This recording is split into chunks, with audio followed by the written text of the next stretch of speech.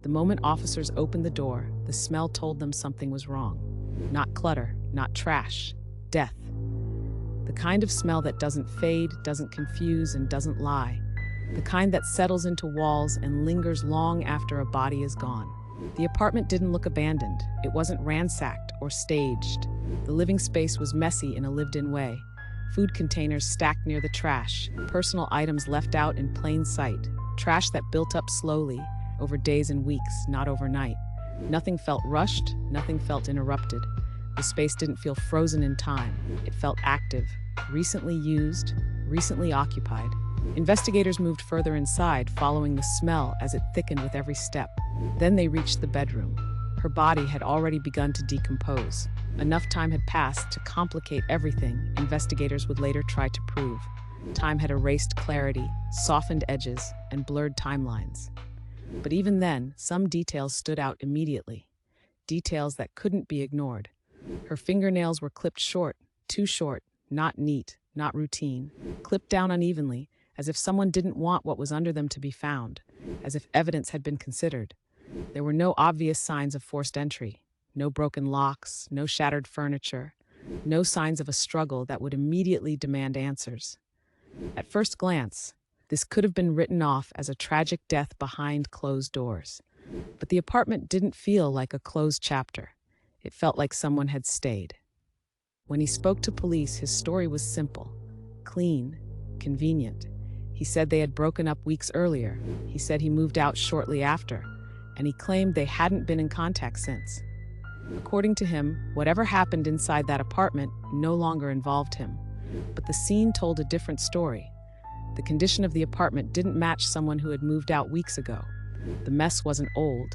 It was layered, accumulated. The kind of disorder that doesn't happen overnight, the kind that comes from daily living. Investigators noticed food waste that suggested repeated meals, not a single visit. Containers tossed casually, trash left behind, items placed where someone would reach for them again. Nothing about the space suggested distance. There were no signs of separation, no indication of someone slowly disengaging from a shared life.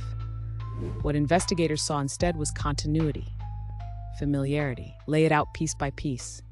Dates were compared, movements overlapped. Small gaps in his story began to close. What he said happened and what the space revealed were no longer aligned. The timeline didn't just raise questions, it started correcting him. Small details began lining up, every return chipped away at his version of events. The more investigators slowed down, the less room his story had to breathe. Truth doesn't rush, it waits to be noticed. But timelines don't stay quiet for long. And once examined closely, they start answering questions no one asked out loud. He never admitted staying after her death. He never said he continued living in the apartment while her body remained there. That part of the story stayed unspoken, because once it's said out loud, the narrative changes completely. Investigators stopped focusing on what he claimed and started tracing what he did.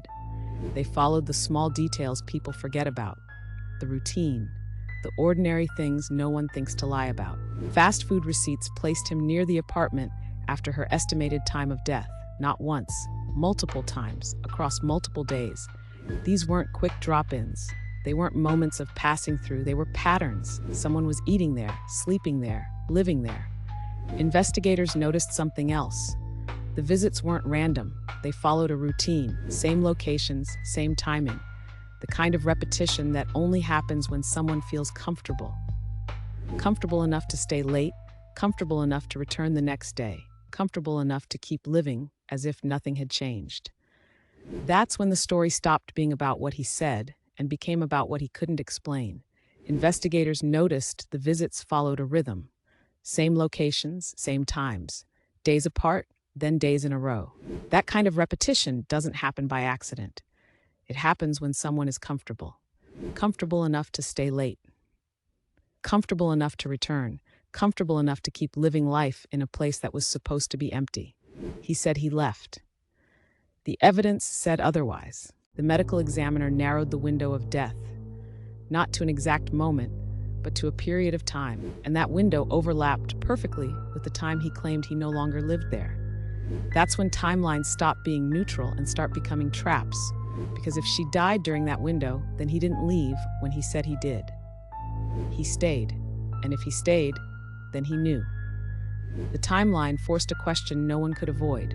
You don't unknow something like that. You don't miss it. You don't live around it. Days turned into weeks. Decomposition advanced. The smell likely worsened.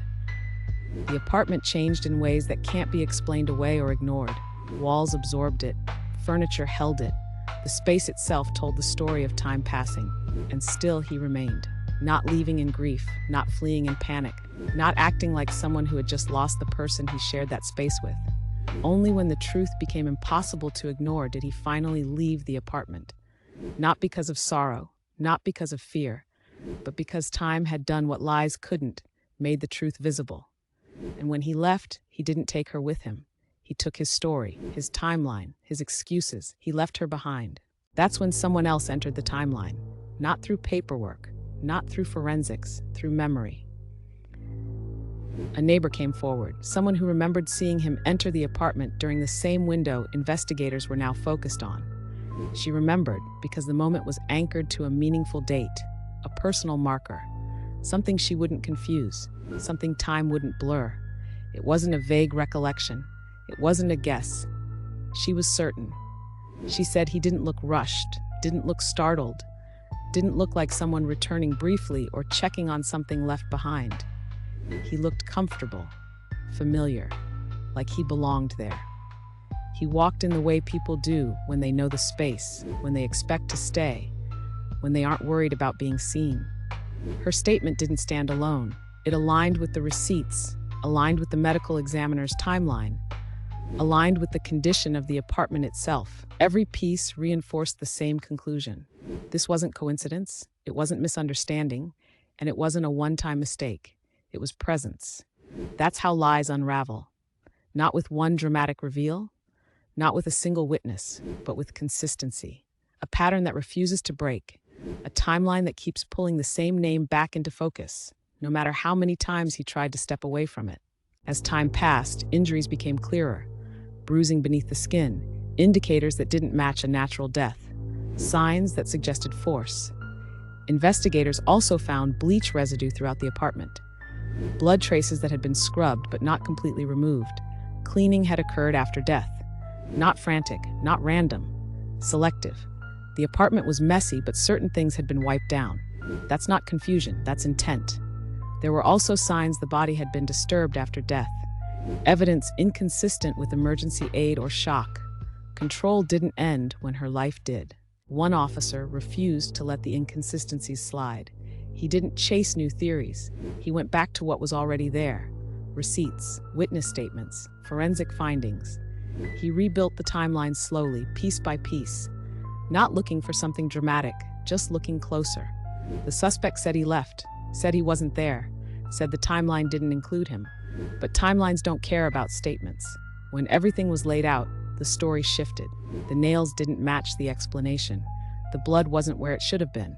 The bleach told its own story. What was supposed to be clean wasn't. What was supposed to be accidental wasn't. And what was supposed to be over wasn't. Once the timeline was rebuilt, the truth started pushing back. What looked like a tragedy now looked deliberate. What sounded believable started to unravel. The lies didn't line up, but the evidence did. Devotion to detail changed everything. Evidence redefined the case. Charges followed. You can say whatever you want until the evidence starts talking back. If you want to hear how this story ends, like, subscribe, and comment more. Follow Midnight Fatal Files for weekly true crime.